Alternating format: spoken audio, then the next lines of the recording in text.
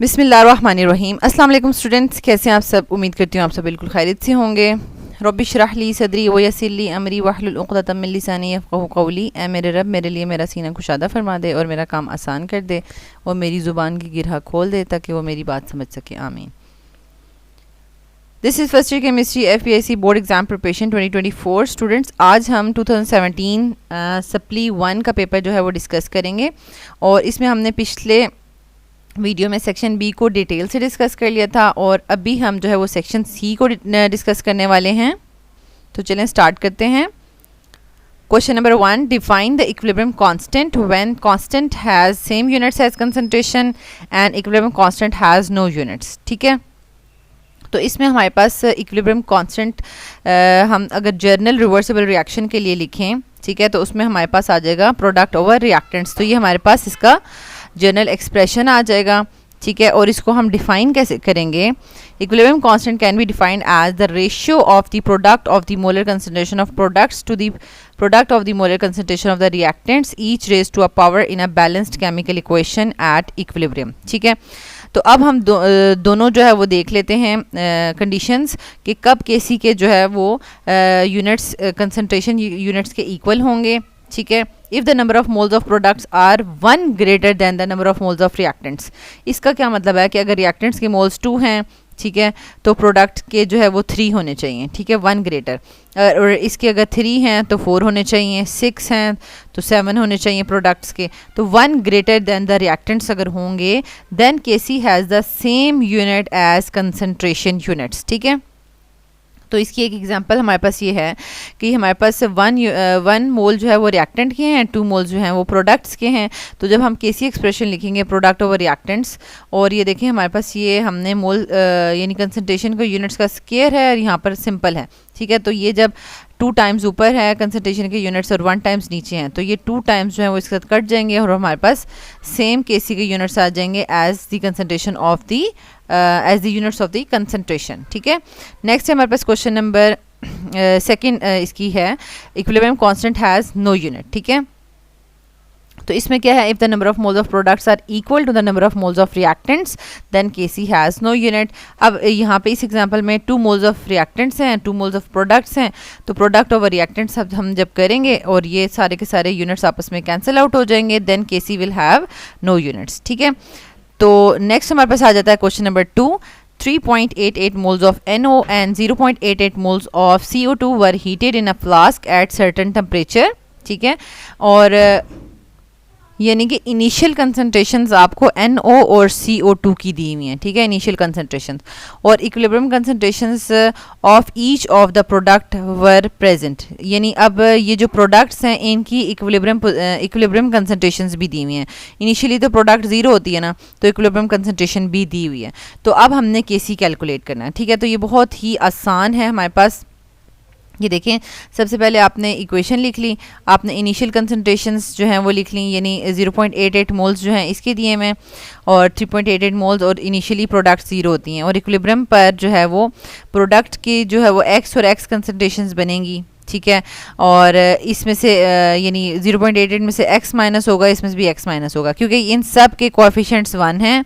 ठीक है, इसलिए हमने सिंपल 1x सारी तरफ किया है। ठीक है, तो अगर फॉर एग्जांपल यहाँ पर अगर 2 मोल्स होते तो हम क्या करते हैं 0.88 माइनस 2x करते। ठीक है, 2x करते, लेकिन 2 मोल्स तो नहीं थे, 1 मोल ही था।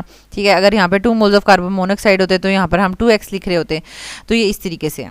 तो अब हमने क्या लिखना है, since at equilibrium 0.11 moles of each of the product यानी कार्बन मोनोऑक्साइड और NO2 are present, therefore x की वैल्यू तो हमें पता चल गई है क्या है, वो है 0.11। ठीक है, और अगर हम कार्बन डाइऑक्साइड और NO की भी इक्विलिब्रियम कंसंट्रेशन फाइंड आउट करना चाहते हैं तो हम 0.88 में से 0.11 माइनस कर देंगे तो हमारे पास कार्बन डाइऑक्साइड की और NO की भी इक्विलिब्रियम कंसंट्रेशन आ जाएगी।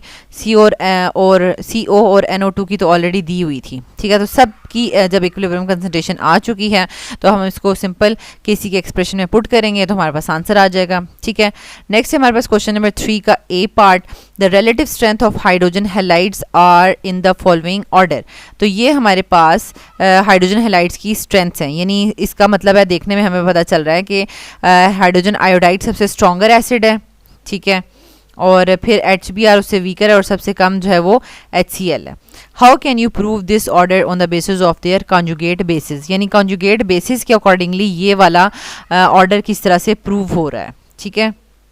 तो कॉन्जुगेट बेस से रिलेटेड आपने पीछे 2014 में पढ़ा हुआ है, और कॉन्जुगेट एसिड बेस क्या होते हैं। और दूसरा इसका पार्ट है कि KW of equilibrium constant for the water is temperature dependent, तो ये भी बताना है, ठीक है।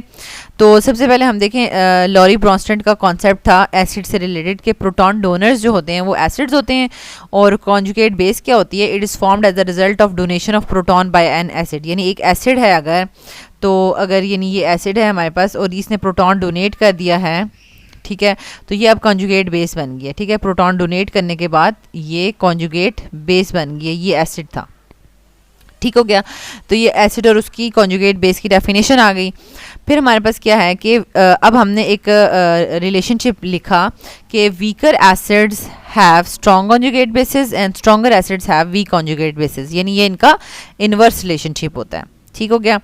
अच्छा, अब यहाँ पर हमने एक HCl का और अमोनिया का एक रिएक्शन लिख लिया कि जैसे HCl है वो प्रोटॉन डोनेट करके कॉन्जुगेट बेस बनाता है क्लोराइड आइन, ठीक है, और अमोनिया जो है वो बेस है और वो फिर कॉन्जुगेट एसिड यानी अमोनियम आइन बना देगा, ठीक है, कॉन्जुगेट एसिड बना देगा।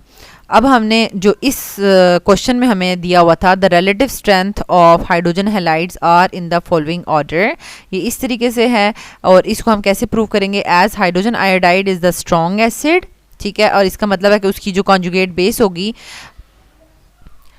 and has a weak conjugate base iodine, ठीक है, due to its large size and weak nuclear force of attraction, यानी अब जो iodine है वो साइज लार्ज होने की वजह से बहुत ज़्यादा अच्छी बेस नहीं है, ठीक है।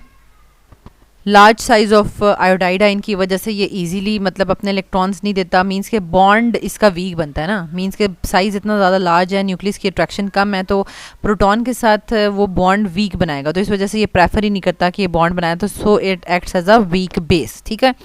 Similarly HCl is a weaker acid than HBr and HI and it has a strong conjugate base, ठीक है, जो कि क्लोराइड आइन है due to its small size and strong nuclear force of attraction. So chloride ions can easily accept protons, यानी as compared to अगर हम hydrogen iodide या ब्रोमाइड आइन के देखें तो ये क्लोराइड आइन easily accept कर लेता proton as compared to iodide वगैरह, ठीक है। तो इस तरीके से आपने इसको प्रूव कर दिया है कि ये जो कॉन्जुगेट बेसिस हैं इनकी, ठीक है, कॉन्जुगेट बेसिस वीक होने की वजह से आयोडाइड आइन की कॉन्जुगेट बेस वीक है, सो ये स्ट्रॉन्ग एसिड एक्ट कर रहा है, ठीक है, और क्लोराइड आइन की कॉन्जुगेट बेस स्ट्रॉन्ग है जिसकी वजह से ये वीक एसिड एक्ट कर रहा है, ठीक हो गया। नेक्स्ट है क्वेश्चन नंबर 3 का B part, KW equilibrium constant for water is a temperature dependent. तो इसके लिए आपने सिंपल बताना है कि प्योर वाटर में 25 डिग्री सेंटीग्रेड पे अगर हम देखें concentration of hydrogen and hydroxyl तो वो इक्वल होती है, और वो कितनी होती है 1 × 10⁻⁻7 मोलर ईच, यानी हाइड्रोजन आइन की और हाइड्रोक्सिल आइन की, और दोनों को मल्टीप्लाई करेंगे तो 1 × 10⁻14 होगी ये कंसंट्रेशन KW की, ठीक है। और it has been noted that whether in the pure water और in the solution of dissolved species the following relationship always holds, ठीक है, यानी ये ऑलवेज इनकी कंसंट्रेशन इसी तरीके से होती है, इक्वल होती है, ठीक है। तो अगर हम टेम्परेचर को बढ़ाते हैं तो क्या होगा, since KW is equilibrium constant therefore it depends upon the temperature, generally KW increases with increase in temperature, ठीक हो गया। सिंस क्योंकि असल में होता क्या है कि जब टेम्परेचर बढ़ाते हैं तो वाटर के मॉलिक्यूल्स मज़ीद आयनाइज हो जाएंगे, जब आइंस की कंसंट्रेशन ज़्यादा हो जाएगी तो इसका मतलब है कि जब आइंस ज़्यादा हैं उनको आप मल्टीप्लाई करेंगे तो ऑब्वियसली बात है कि KW की जो आंसर है वो भी इंक्रीज़ होना चाहिए। तो जब ये कैलकुलेट किया गया 40 डिग्री सेंटीग्रेड पे तो KW की वैल्यू ये आ रही है, ठीक है। तो इससे हमें जब अगर कैलकुलेट करें KW, क्योंकि हमें पता है कि दोनों की कंसंट्रेशंस बराबर होती हैं, और OH की जगह भी अगर आप H लिख दें, ठीक है, तो वो आपके पास 3.8 × 10⁻14 के इक्वल आ जाएगा। H को स्क्वायर कर लें, H पॉजिटिव को, ठीक है, और उसका फिर दोनों तरफ स्क्वायर रूट ले लें तो आपको सिंपल हाइड्रोजन आइन और हाइड्रोक्सिल आइन की कंसंट्रेशन पता चल सकती है। तो हाई टेम्परेचर पे हमें पता चल गया कि इनकी कंसंट्रेशन जो है वो इंक्रीज़ हो गई है, ठीक है, 1.9 × 10⁻7 हो गई है। नेक्स्ट है क्वेश्चन नंबर 4 का A part, calculate the pH of an acetic acid sodium acetate buffer solution, ठीक है। तो बफर सॉल्यूशंस तो रिपीट भी हुए हुए हैं आपके पास, ठीक है, कि ए की वैल्यू दी हुई है। और सिंपल इसका जो सेकंड पार्ट है कि अगर आप उसमें small amount of acid add कर देते हैं, ठीक है, यानी 0.01 मोल ऑफ एसिड ऐड कर दिया, तो फिर अब इसकी जो है वो पीएच किस तरह से चेंज होगी, तो वो आपने सिंपल बताना था, ठीक है। तो ये सिंपल आपके पास कंसंट्रेशन ऑफ अगर आप देखें सॉल्ट की 1 मोलर है, एसिड की भी 1 मोलर है और के ए दिया हुआ है, तो पीएच ऑफ बफर सॉल्यूशन आप हेंडरसन इक्वेशन लगाकर सिंपली फाइंड आउट कर सकते हैं, ठीक है। तो वो आ जाएगी 4.745। लेकिन अगर अब आप क्या कर रहे हैं, after addition of 0.01 molar HCl, new concentrations जो हैं सॉल्ट एंड एसिड की वो आप पहले कैलकुलेट कर लें, क्योंकि असल में क्या हुआ कि जब HCl आया तो 0.01 मोलर HCl आया तो उसने कितने प्रोटॉन्स दिए आपको, 0.01 मोल प्रोटॉन्स दिए।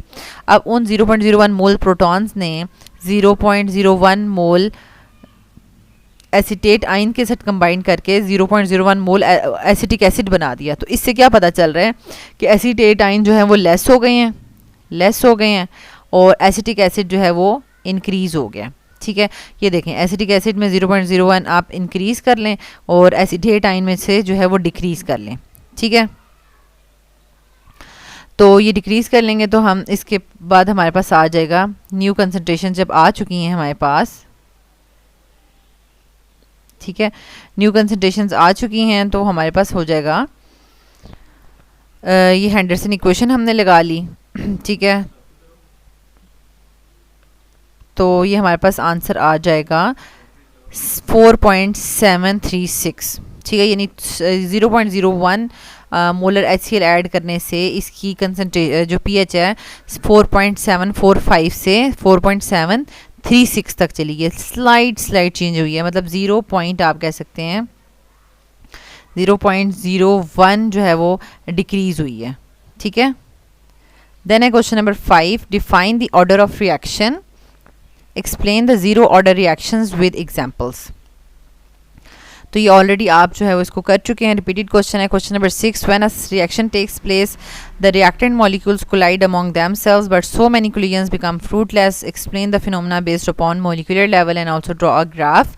तो ये ऑलरेडी आप जो है वो कर चुके हैं। इसमें वो जो आपके पास जो मैक्सवेल बोल्ट्जमैन कर्व जो ड्रॉ हुआ था ग्राफ, वो भी आपने ड्रॉ करना है और एक्सप्लेन करना है और अर्हीनियस इक्वेशन भी बतानी है, ठीक है। तो नेक्स्ट हमारे पास आ जाएगा क्वेश्चन नंबर 7। तो ये एक नया क्वेश्चन है जिसमें आपने यानी हाइड्रेटेड आपके पास कॉपर सल्फेट दिया हुआ है, ठीक है, और उसका जो है वो वेट दिया हुआ है 250 grams of hydrated copper sulphate. उसको हीट कर रहे हैं, तो हीट करने के बाद वाटर इवेपोरेट हो जाएगा, तो हमारे पास पीछे जो एनहाइड्रस कॉपर सल्फेट का वेट रह जाएगा, ठीक है। तो अब बेसिकली हमने value of x find out करनी है, यानी जितना पानी वाटर इवेपोरेट हो गया तो उसके कितने मोल्स थे, ठीक है, ये फाइंड आउट करना है।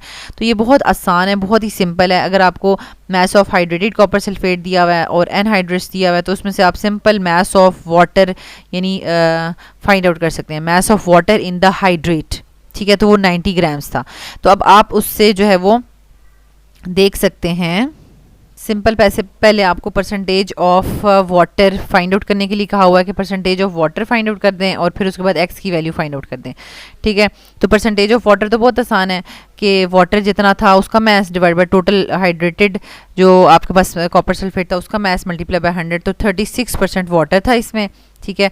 और अगर x की वैल्यू फाइंड आउट करनी है तो वो कैसे होगा, mass of water in the hydrate divide by molar mass of the water, यानी 90 ग्राम्स वाटर था डिवाइड बाय 18 कर लेंगे तो total 5 moles of water present थे। तो इसका मतलब है कि हमारे पास CuSO4.5 वाटर मॉलिक्यूल्स जो हैं वो प्रेजेंट थे, ठीक है। तो इसमें अगर आपको किसी और हाइड्रेटेड कंपाउंड को दे दिया जाए, उसका मास दे दिया जाए, तो उसके भी आपको number of water molecules find out करने आने चाहिए, ठीक है। नेक्स्ट है हमारे पास question number 8, state Raoult's law. तो ये भी ऑलरेडी रिपीटेड क्वेश्चन है। नेक्स्ट है question number 9, balance the following equation by redox reaction in acidic solution, ठीक है।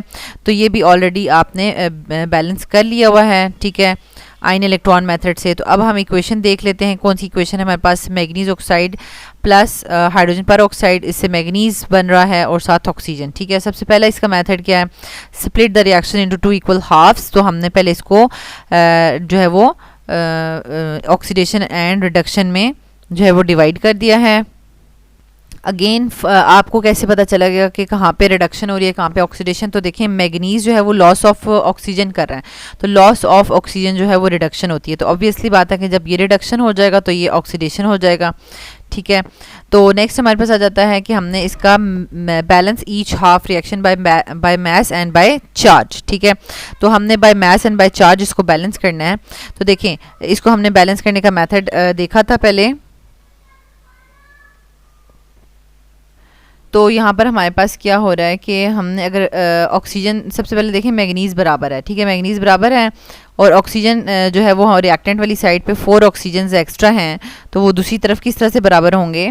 जब हम उसमें 4 वाटर मॉलिक्यूल्स ऐड कर देंगे, ठीक है। ये देखें 4 वाटर मॉलिक्यूल्स ऐड कर दिए, ऑक्सीजन बराबर हो गए, लेकिन उसके बाद हाइड्रोजन ज़्यादा हो गए हैं, तो 4 to 8 हाइड्रोजन ज़्यादा हो गए हैं, तो उनको फिर हमने बैलेंस करने के लिए 8 प्रोटॉन्स जो हैं वो हमने लेफ़्ट साइड पे यानी रिएक्टेंट वाली साइड पे डाल दिए। अब ये मास भी बैलेंस हो गया है और अब हमने चार्ज बैलेंस करना है, ठीक है। चार्ज बैलेंस करने के लिए मैंने आपको क्या बताया था, यानी 8 प्रोटॉन्स हैं, तो इसका मतलब है कि 8 पॉजिटिव चार्ज है और एक ये नेगेटिव नज़र आ रहा है, तो ये -1, तो टोटल +7 हो जाएगा, ठीक है। और प्रोडक्ट वाली साइड पे क्या है कि वाटर के ऊपर तो 0 है, मैग्नीज के ऊपर 2 है, 2 + 0, तो ये +2 है। अब हम क्या करें कि ये दोनों आपस में बराबर हो जाएं, ठीक है। अगर अब यहाँ पर देखें कि हमने अगर इसका जो है वो मैग्नीज तो दोनों तरफ बराबर है, ऑक्सीजन बराबर करना है, तो उसके लिए हमें क्या करना पड़ेगा? प्रोडक्ट में 4 वाटर मॉलिक्यूल्स लगाने पड़ेंगे, ठीक है। और जब 4 वाटर मॉलिक्यूल्स लगा लिए हैं तो अब ऑक्सीजन बैलेंस हो गए हैं 4-4, लेकिन हाइड्रोजन जो है वो हमारे पास जो है वो ज़्यादा हो गए हैं, तो उनको बैलेंस करने के लिए हमने क्या करना है? रिएक्टर वाली साइड पे हमने क्या कर लेना है? 8 प्रोटॉन्स लगा दिए, ठीक हो गया। तो अब हम इसका चार्ज जो है वो बैलेंस कर लेते हैं। देखें 8 आपके पास यहाँ पर पॉजिटिव चार्ज है और 1 नेगेटिव मैग्नीज के ऊपर है, तो टोटल +7 हो जाएगा। यहाँ पर प्रोडक्ट वाली साइड पे आपके पास सिर्फ +2 चार्ज है क्योंकि वाटर के ऊपर 0 है। तो अब आप क्या करेंगे कि अगर आप रिएक्टेंट वाली साइड पे अगर आप 5 इलेक्ट्रॉन्स ऐड कर दें, ठीक है, तो ये भी +2 बन जाएगा और ये भी +2 बन जाएगा, मतलब 5 इलेक्ट्रॉन्स अगर आप इस तरफ ऐड कर दें, ठीक है। तो आप देखेंगे यहाँ पर हमारे पास यही इक्वेशन बन रही है कि 5 इलेक्ट्रॉन्स ऐड हो रहे हैं, तो ये बन जाएगा, ठीक है। तो दूसरी इक्वेशन का भी हम देख लेते हैं। नेक्स्ट हमारे पास हो जाएगा, अब ये देखें ये दूसरा हाफ है, तो इसमें देखें ऑक्सीजन दोनों तरफ बराबर है, तो हाइड्रोजन को बैलेंस करना है, ठीक है। तो हाइड्रोजन को बैलेंस करने के लिए सिंपल हमने ऑक्सीजन को कुछ भी नहीं करना, ठीक है, हमने जो है वो बैलेंस करना था by mass and by charge, ठीक है। तो अब हमने क्या करना है? H2O2 हो गया, ठीक है, यहाँ पे ऑक्सीजन हो गया। अब इधर 2 आप प्रोटॉन लगा दें क्योंकि आपके पास क्या है? 2 हाइड्रोजन कम थे, 2 प्रोटॉन लगा दिया आपने। अब आपने जो है वो मास बैलेंस हो गया, दोनों तरफ अब इलेक्ट्रॉन्स बैलेंस करने हैं, तो इस तरफ तो बिल्कुल कोई चार्ज है ही नहीं, 0 चार्ज है, ठीक है। और प्रोडक्ट वाली साइड पे +2 चार्ज है, तो इसका मतलब है कि अगर हम इधर जो है वो रिएक्टेंट वाली साइड नहीं जो है वो प्रोडक्ट वाली साइड पे अगर हम 2 इलेक्ट्रॉन्स ऐड कर देंगे, ठीक है, तो ये भी चार्ज 0 हो जाएगा, ये भी चार्ज 0 है, तो इधर 2 इलेक्ट्रॉन्स भी ऐड कर दें, तो ये देखें कितना इजीली ये हमारे पास इक्वल हो गया है, ठीक है। तो अब हमारे पास ये देखें ये इक्वेशन इस तरीके से बैलेंस हो गई है। अब नेक्स्ट जो है वो उसमें हमने जो है वो चार्ज और इलेक्ट्रॉन गेन एंड लॉस जो है वो इक्वल करना है। तो इसका मतलब है 5 और 2 को कैसे इक्वल करेंगे? इक्वेशन नंबर 1 को जो है वो 2 से मल्टीप्लाई किया जाएगा और इक्वेशन नंबर 2 को जो है वो 5 से मल्टीप्लाई किया जाएगा, तो ये हमारे पास सारा के सारे इलेक्ट्रॉन गेन एंड लॉस बराबर हो जाएंगे।